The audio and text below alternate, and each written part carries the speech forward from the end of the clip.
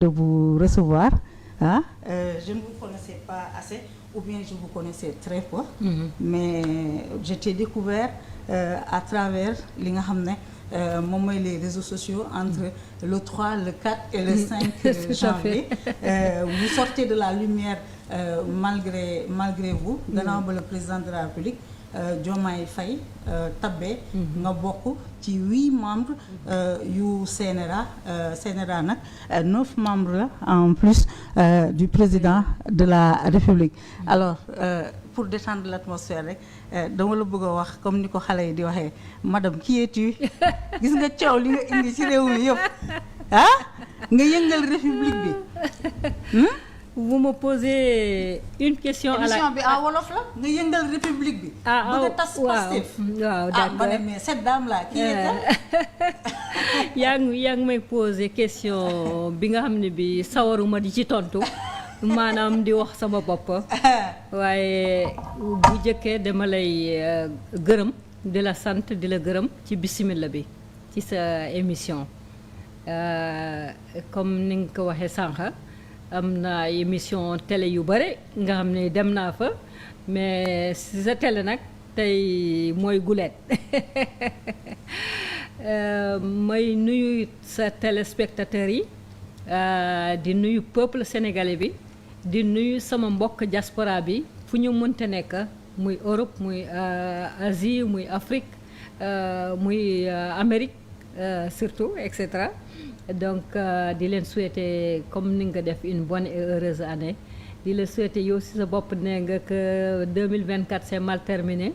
Je souhaite pour toi que 2025 commencer ci lu neex ba pare loolu lu neex li durer toute l'année. Amiin maanaam si jàmm.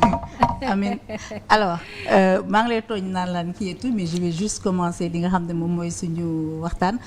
Alors dañoo xëy ñu nommer le collège des membres du conseil national de régulation de l'audiovisuel maanaam ñi nga xam ne ñoom ñoo war a saytu ñun suñu liggéey ñun télévision ak rajo yu Sénégal yi.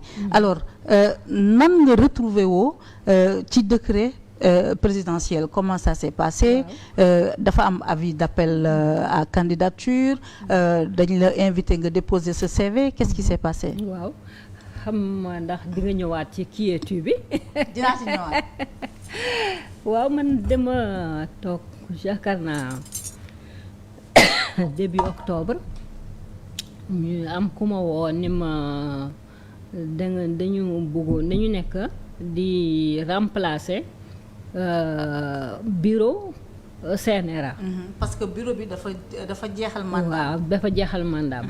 ma ne que lan mooy CNRA parce que am na beneen organisation bu sigle bi nekk CNRA mu ne ma mooy buy toppatoo audiovisuel ma ne que waaw buy Babacar Diagne di doon nekkoon président mu ne ma waaw. ma ne que bàyyi ma mu ne ma est-ce que intéressé na la ma ne que bàyyi ma xalaat si. xam nga nit doo mën jël décision fekk xalaatoo ko bu baax seet lan li ñu lay proposer lii lan la laaj te tam sottante woo xalaat ay say mbokk ak say mbokk ay say xarit bi ma ko defee nag ñu ni ma xam nga man ci sa présentation bi sànq war nga dama nekk ci activité yu bare dama nekk au niveau international ci ay mouvement pour les femmes ci mouvement de l'écologie ci mouvement de lutte contre les mutilations génitales féminines dem ne nga écrivaine la souvent dañu may invité ci ay salon du livre comme en Algérie ou en Guinée. balaa ngay ñëw ci sa parcours. waaw d'abord nan nga retrouver woo. waaw loolu laay wax parce que dañu ni ma en fait parce que man loolu moo doon sama souci. est-ce que nekk ci CNRA bi dina ma galgalal sama activité yi ñu ne ma non nekkul tellement contraignant donc te mën na nekk ci expérience bu intéressante daal te di nga mën a apporter aussi sa contribution sa xam-xam ak say compétences ak say expérience internationale et nationale mën na dimbale daal donc ci loolu laa envoyé sama CV. bi ma envoyé sama CV début d'octobre woon aw ma ci woon benn nouvelle man dama ko mujjee teg kii sax ma ne xam naa ni reteniruñu ma moo tax woowuñu ma. amoo ci woon nouvelle. amoo ci woon benn nouvelle ba bërki dem ba àjjuma bi passé mu nekk 3 janvier ma toog ni au bureau comme ni nga wax de l'histoire générale du Sénégal sam benn cousin woo ma maanaam qui a été d'ailleurs candidat au présidentiel monsieur Wane Yaya Birawra mu ne ma félicitation.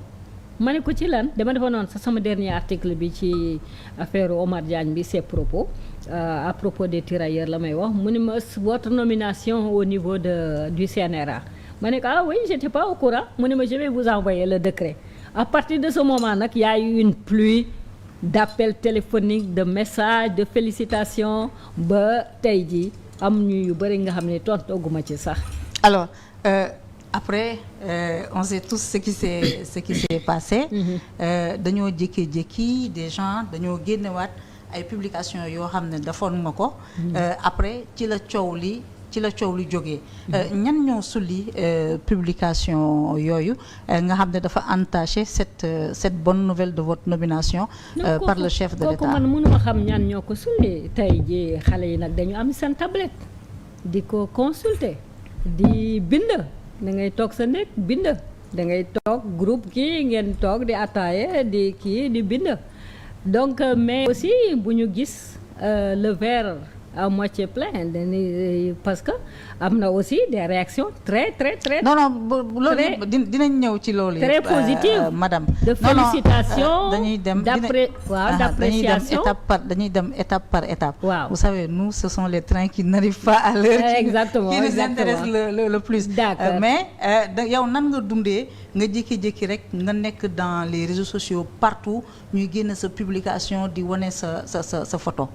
waaw man j'ai toujours été une personne publique sans être dans la politique ou quelque chose comme ça avec mon truc de littéraire et tout ça bon génn nañu ay publications mais commenté ko et je pense que c'est dans la période amul tey lu ñu fi décidé wul lu ñuy décidé te duñu ko commenté que ce soit ici en Afrique que ce soit aux États-Unis que ce soit ailleurs tout est question de polémique.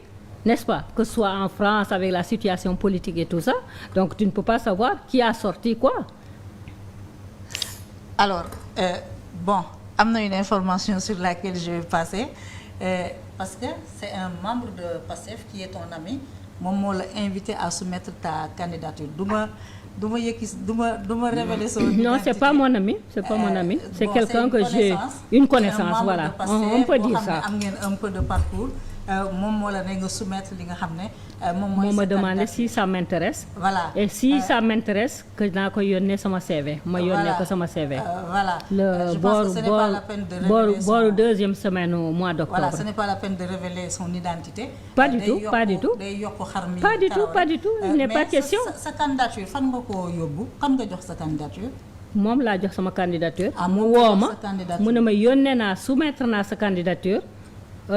Ils vont valider ou pas et ils vont t'appeler.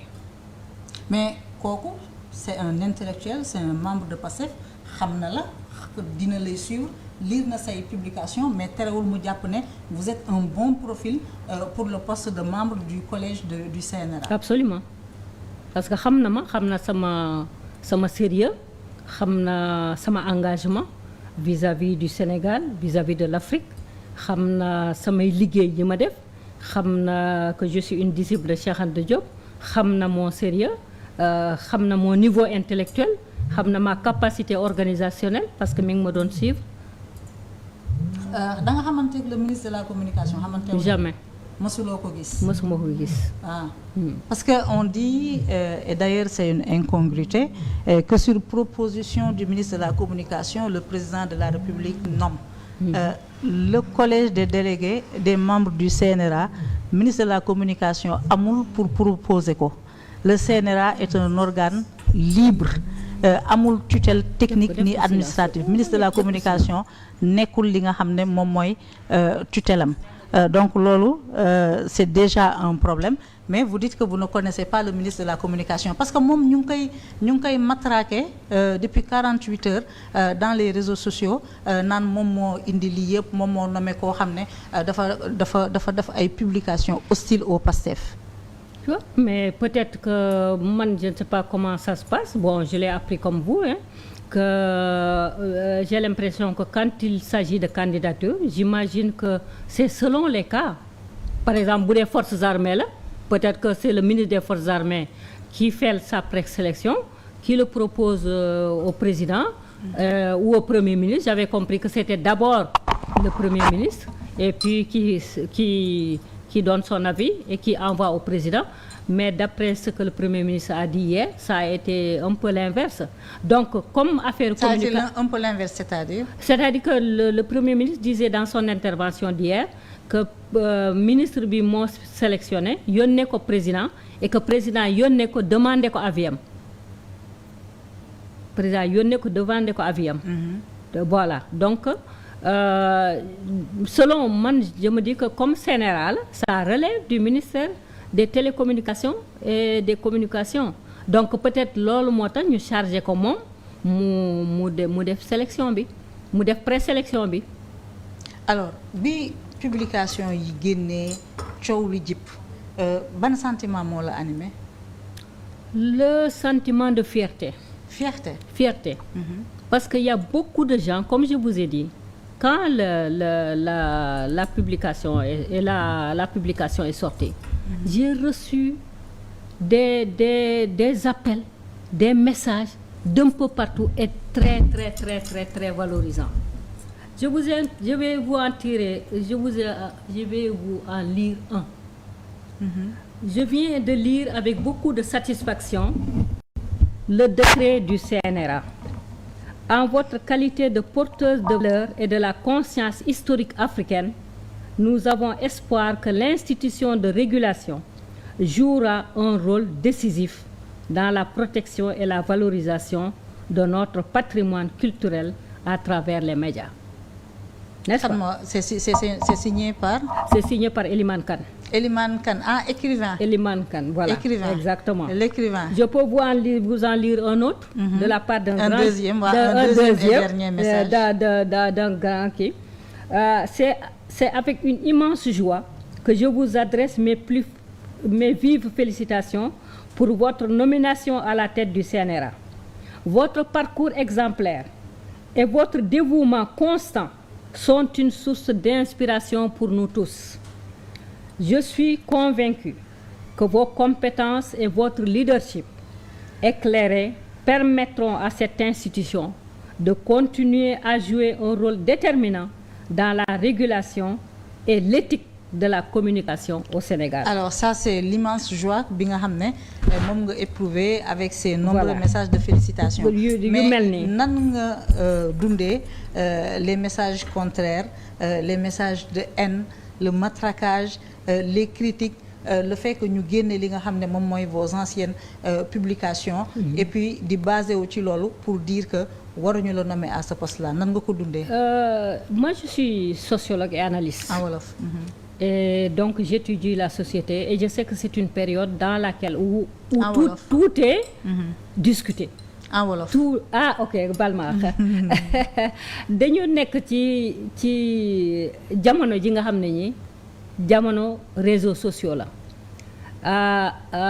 jamono xale yi la boobu téléphone day nekk benn ci kër gi li ci gën a bare paa bi moo koy contrôler léegi ku nekk am nga sa petit téléphone sinon ça ay 2 ay 3 ak yooyu donc di commenter li xew muy fii muy feneen muy fii muy Europe muy Afrique muy Asie muy kii donc et puis lu nekk décision bu nekk surtout décision politique comme ni ma la woon am na yu bare ñi ci ànd am na quelques-uns ñu ci àndul.